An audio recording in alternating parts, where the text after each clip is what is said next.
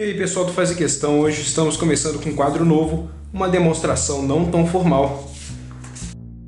E vamos começar estreando esse quadro com a demonstração da equação de Torricelli. Eu vou demonstrar por três maneiras diferentes como a gente chega nessa expressão aqui, em que a gente tem a relação entre as velocidades antes e depois de um certo tempo, a aceleração constante nesse movimento retilíneo aqui, e a variação de espaço relacionados sem aqui a intervenção direta do tempo, né? A noção de tempo ela já está embutida quando a gente fala de velocidade e de aceleração.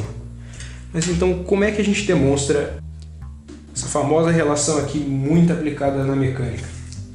Bom, a primeira maneira aqui, a maneira mais óbvia que você pode pensar, é a forma mais mostrada, é uma forma bem simples. Ela começa com a noção de aceleração. Bom, a aceleração aqui ela é uma grandeza dada por dv sobre dt, que no movimento uniformemente variado, né? Movimento uniformemente acelerado, essa aceleração é constante, então a nossa aceleração vai ser igual a velocidade final menos a inicial em um tempo, né? Uma variação de tempo qualquer.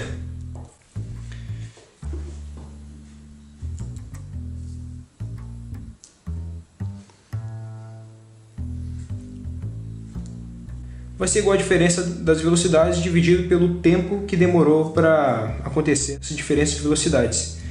Então, nossa aceleração aqui vai ser igual a v menos v0.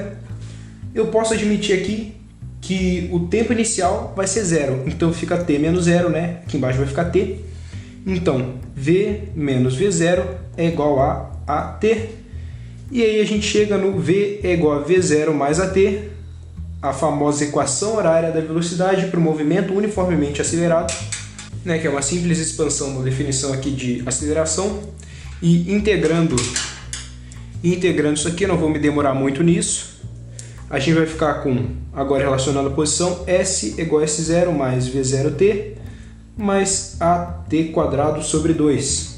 Agora é a mesma equação horária, quer dizer, a equação horária para o mesmo movimento, só que agora você relaciona a posição em função do tempo. A posição aqui está em função do tempo. Esse S0 aqui veio da constante de integração, né? Eu integrei isso aqui em relação ao tempo. E aqui a gente chega na outra equação horária, né? Equação horária da posição. Eu não vou demorar muito nesse processo, tudo isso dá para mostrar com cálculo. Aliás, eu acho que vendo aqui isso aqui vai dar para demonstrar também por série de Taylor, creio eu. Mas isso aqui não vem ao caso, então vamos para o que interessa aqui. E olhando para essas duas funções horárias, como eu posso chegar na equação de Torricelli? Bom, você sabe que a equação de Torricelli não tem tempo. O que eu quero dizer é que a variável do tempo não aparece aqui nessa equação. É claro, isso não quer dizer que a noção de tempo não esteja embutida, né? O tempo está relacionado com a velocidade e com a aceleração. Mas como não aparece o termo tempo aqui, eu vou isolar esse tempo na minha primeira equação. Então, o que a gente vai ter aqui? Colocando o tempo aqui para fora, vai ficar v menos v0 sobre a. Eu tenho isso aqui, vou colocar o tempo aqui, substituindo o tempo nessa primeira equação. A gente fica aqui, ΔS, né? Final menos inicial, S menos S0 vai dar ΔS, é igual a v0 vezes o tempo é igual a v menos v0 sobre a, mais a sobre 2 vezes o t ao quadrado, que é v menos v0 sobre a, tudo isso aqui ao quadrado. Tudo isso aqui ao quadrado. Então eu vou elevar isso aqui ao quadrado, né? Repetir o que a gente já tem aqui embaixo. O ΔS vai ser igual a v vezes v0 menos v0 ao quadrado sobre a, mais a sobre 2a quadrado, que vai ficar v ao quadrado menos 2v vezes v0 mais v0 ao quadrado. E eu vou multiplicar, primeiro eu vou cancelar isso aqui, né? Agora eu vou multiplicar ambos os lados da equação por 2a. Quer dizer que eu vou tirar o mínimo aqui e passar para o outro lado. Então fica 2a ΔS, ó, um termo que a gente já reconhece. Vai ficar isso aqui, vai ficar multiplicado por 2, 2v v0 menos 2v0 ao quadrado, mais Aqui não vai mudar nada, v ao quadrado menos 2v v0 mais v0 ao quadrado. E olha aqui que beleza, esses dois termos aqui vão cancelar. Menos 2v0 ao quadrado mais v0 ao quadrado fica menos v0 ao quadrado. Passando isso ali para o lado de lá, a gente tem que v quadrado é igual a v0 ao quadrado mais 2a ΔS, como eu queria demonstrar. Está aqui provada pela primeira forma a equação de Torricelli. Bom, agora a segunda forma aqui vai partir da noção que a gente tem de energia, né? A energia cinética. Essa forma aqui eu acho particularmente interessante, não é tão óbvia quanto a primeira, mas ainda assim você vai ver aqui uns conceitos muito legais que estão envolvidos aqui. Pelo teorema da energia cinética, você sabe que o trabalho da força resultante vai ser igual à variação da energia cinética. Isso quer dizer que no movimento retilíneo uniformemente variado, no MRV, a aceleração é constante por quê? Porque o trabalho vai ser dado por FD, né? Força vezes distância. Como o movimento é retilíneo, a gente já pode multiplicar a força pela distância aqui, sem precisar se preocupar com o ângulo entre os dois. Essa força vai ser constante porque a gente está falando de objetos com massa. E para objetos com massa acelerarem, essa força aqui tem que ser constante, né? Para a aceleração dos objetos em movimento retilíneo uniformemente variado ser constante, a gente precisa que haja uma força constante aqui,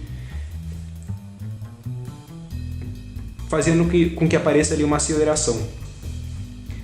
E aqui desse lado a gente tem, eu vou chamar a energia cinética final de mv² sobre 2 menos m0 v0 ao quadrado sobre 2, né? Aqui é a energia cinética inicial, aqui é a energia cinética final. A gente sabe que essa força aqui é força resultante, porque aqui em cima a gente tem que esse é o trabalho da força resultante. Então isso aqui vai ser a massa do objeto vezes a aceleração dele, vezes a distância percorrida durante esse processo aqui. Eu posso chamar também de ΔS. Isso aqui vai ser igual a... Bom, como isso aqui é física clássica, a massa dele não vai mudar, a gente chama de massa de inércia, né?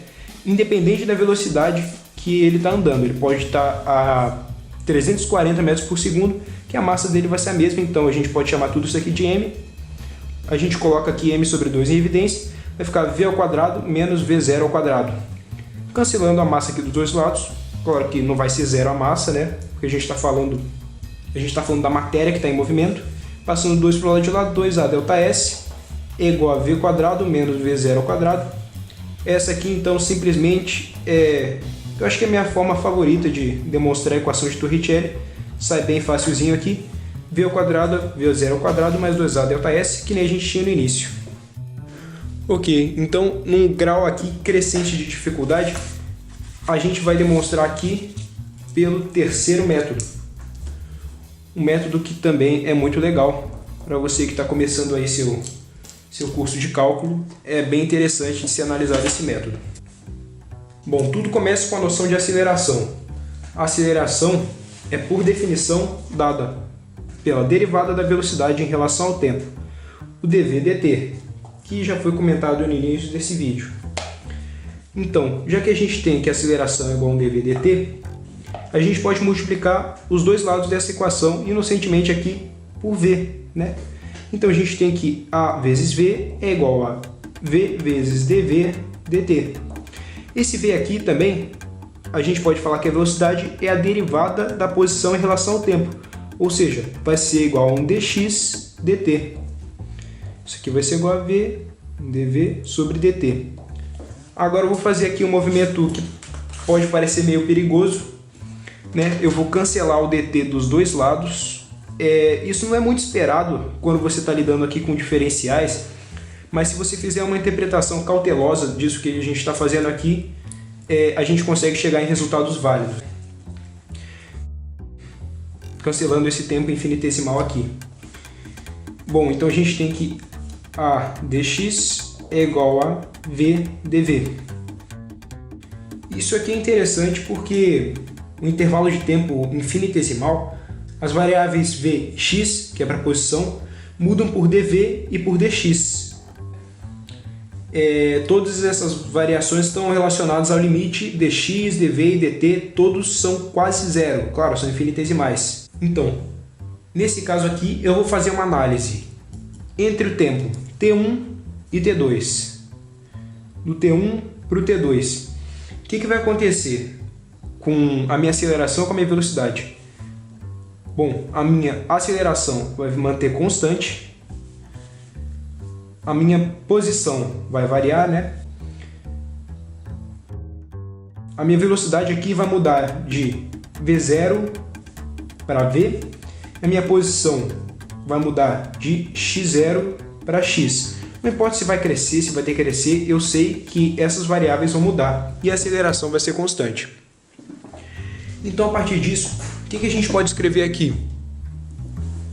Tomadas essas precauções aqui, a gente pode integrar essa relação que a gente encontrou aqui. A gente sabe que a integral de v0 até v de v dv, pegando esse lado aqui primeiro, vamos supor aqui que entre o tempo t1 e t2 você está integrando todas, você está somando todas essas mudanças dv na velocidade, e assim como do outro lado, para a aceleração, você está saindo da posição x1, na verdade você vai estar saindo da posição x0 até x, aqui na nossa integral de a dx, esse dx aqui está diretamente relacionado com a mudança de posição. Muito bem, então, aqui dessa integral, a gente consegue v ao quadrado sobre 2, aqui que a gente vai aplicar de v até v0, aqui a aceleração é constante, você pode jogar ela para fora, integral de x a x0 dx.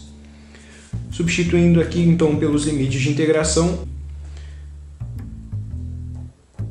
pelo teorema fundamental do cálculo, a gente tem que v ao quadrado sobre 2 menos v0 ao quadrado sobre 2 tem que ser igual a aceleração é constante, eu vou colocar ela aqui fora. E, bom, integral de dx vai ser x, né? Então, já substituindo aqui com o teorema fundamental do cálculo, a gente tem x menos x0. A aceleração aqui tem destaque porque a constante foi fora da integral. Então, multiplicando o lado de lá por 2, a gente pode escrever que v ao quadrado menos v0 ao quadrado é igual a 2 vezes a vezes x menos x0, eu posso simplesmente chamar de ΔS. Chamar isso aqui de ΔX ou ΔS, o que você preferir.